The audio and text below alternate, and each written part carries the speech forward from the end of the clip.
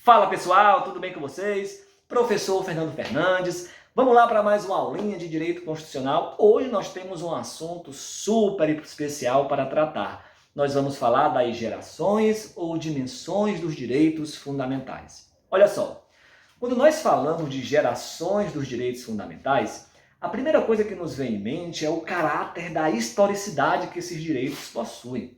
Afinal de contas, nós sabemos, os direitos fundamentais foram conquistados pouco a pouco, com o passar do tempo, em momentos distintos da história. Não em um momento único. Eles foram conquistados progressivamente, em diversos momentos, em gerações distintas. Por conta disso, os primeiros doutrinadores que se debruçavam sobre o estudo desse assunto acabaram adotando a terminologia gerações dos direitos fundamentais. No entanto, a atual doutrina entende ser mais coerente a utilização de outro termo. Qual? O termo dimensões e não gerações. Para a atual doutrina, o termo gerações poderia nos levar ao erro de acharmos que uma fase de conquista por uma geração anterior seria superada por uma fase de conquista de uma geração posterior, e assim sucessivamente, de modo que os direitos fundamentais anteriormente conquistados seriam esquecidos por novos direitos. Pessoal, o princípio da vedação ao retrocesso nos ensina que direitos fundamentais anteriormente conquistados não podem ser excluídos, não podem retroceder. Eles devem ser acrescidos aos novos direitos. Existe aqui um caráter cumulativo. Esses direitos eles existem em um mesmo momento, eles coexistem. Por conta disso, a atual doutrina entende ser mais adequada o uso da expressão dimensões e não gerações. Outro ponto importante. Como forma de facilitar o ensino e a aprendizagem desse conteúdo, os doutrinadores costumam relacionar o estudo das dimensões dos direitos fundamentais com o lema da Revolução Francesa: liberdade, igualdade, fraternidade. Então, nesse sentido, os direitos fundamentais de primeira dimensão tinham por objetivo estabelecer a liberdade, os de segunda dimensão a igualdade e os de terceira dimensão a fraternidade ou a solidariedade.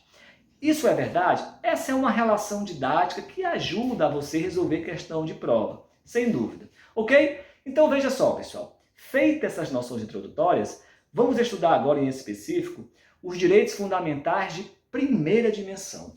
Qual o objetivo desses direitos? Atenção! Limitar o autoritarismo do Estado em face do indivíduo. Vou repetir.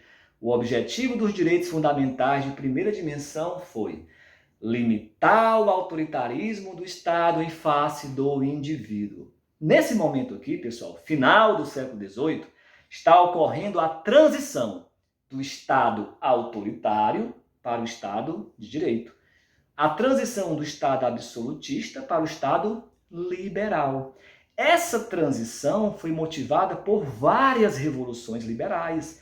Duas aqui são principais: a Revolução Americana de 1776 e a Revolução Francesa de 1789. Pessoal, os direitos fundamentais de primeira dimensão construídos nesse momento são direitos civis e políticos. Direitos civis e políticos que tinham como ideal expressar a liberdade, né? Fernando, me dá exemplo aí de direitos que expressam a liberdade? Olha, a gente pode pensar na liberdade de expressão, que é o direito que todos nós temos de expor as nossas ideias, né? A liberdade religiosa, que eu, você, todos nós temos de seguir a religião que quisermos, de não sermos presos à religião do Estado, até porque o Estado se torna laico, você segue a religião que quer ou de repente não segue religião alguma. A gente pode pensar também na liberdade de locomoção, direito de ir, vir e permanecer, a liberdade de participar das eleições, escolhendo os nossos representantes. Então, os direitos civis e políticos expressavam o quê? O ideal de liberdade, ok? Essas liberdades passaram a ser garantidas pelo Estado de Direito, Estado liberal ou Estado absenteísta. Aprenda essa expressão, absenteísta, né? Por que absenteísta? Porque o Estado agora adota uma postura de não intervir na vida dos indivíduos. Se antes o Estado ele intervia, ele era autoritário, agora ele vai se abster, deixar que as pessoas sejam livres para exercer as suas liberdades. Por isso, Estado absenteísta. E o Estado absenteísta vai garantir o quê? Direitos negativos ou liberdades negativas. Fernando, direitos negativos? Pessoal, negativo em que sentido? No sentido de que o Estado não vai prestar uma ação, ele vai ficar o quê? Parado, simplesmente permitindo que as pessoas exerçam as suas liberdades. Por isso, direitos negativos. Não há um fazer, aqui é um não fazer, simplesmente permitir. Ok? Tudo bem? Quem titulariza os direitos fundamentais de primeira dimensão? Todos os indivíduos, né? Cada indivíduo na sua esfera singular de subjetividade, de individualidade. Mas aí, pessoal, o tempo passou. E aí, nós sabemos que a historicidade é uma característica dos direitos fundamentais. Surgiram com o tempo os direitos fundamentais de segunda dimensão. O objetivo aqui agora, pessoal, não é limitar o autoritarismo do Estado. Isso ficou para trás, isso ficou na primeira dimensão. O objetivo agora era corrigir as contradições do Estado de Direito ou Estado liberal. Fernando, e o Estado de Direito apresentava contradições inúmeras, contradições que foram reveladas pela Revolução Industrial. Vamos pensar, por exemplo, na seguinte contradição. Observe que o Estado liberal ele permitia o direito à liberdade de expressão, mas não estava nem um pouco preocupado em garantir saúde para a população, saúde de qualidade, né? Observe que na primeira dimensão o Estado estava preocupado em garantir a liberdade religiosa, mas não tinha nenhuma preocupação em garantir educação ampla para a sociedade. Na primeira dimensão, o Estado tinha preocupação lá em garantir, por exemplo, a liberdade de locomoção, mas não tinha nenhuma preocupação em garantir direitos trabalhistas, que ficaram tão apresentados à sua carência durante a segunda Revolução Industrial. Então, pessoal, nesse momento aqui, os direitos de segunda dimensão são para corrigir essas contradições apresentadas pelo Estado de Direito ou Estado liberal. E aí, pessoal, veja só, surgiram os direitos sociais, culturais e econômicos. Direito à saúde, educação, previdência privada, por parte do Estado, né? Então, direitos relacionados a aspectos sociais, culturais e econômicos. Qual era o ideal aqui por trás? Garantir a igualdade material. E aí, pessoal, o Estado deixa de ser absenteísta para se tornar um Estado interventor, né? Estado interventor, o Estado que faz, o Estado que presta, o Estado que toma prestações positivas para o indivíduo. Nesse caso, ocorre a garantia de direitos negativos? Não, de direitos positivos. É um fazer do Estado, uma prestação positivas. Direitos positivos ou direitos ou liberdades positivas. Tudo bem, pessoal? Tranquilo? 2 documentos aqui são super importantes para nós, início do século XX, né? Nós temos aqui o documento conhecido como Constituição Mexicana de 1917 e a Constituição Alemã, a Constituição de Weimar de 1919. Beleza? Com o passar do tempo, pessoal, outros direitos surgiram. Estamos agora nos direitos fundamentais de terceira dimensão. São direitos transindividuais, direitos que vão além da esfera individual do indivíduo. A gente pode pensar, por exemplo, no direito ao meio ambiente preservado, equilibrado. Olha só, não é um direito meu específico, é um direito de todos, direitos transindividuais. A conservação do patrimônio histórico, cultural, também é direito de terceira dimensão.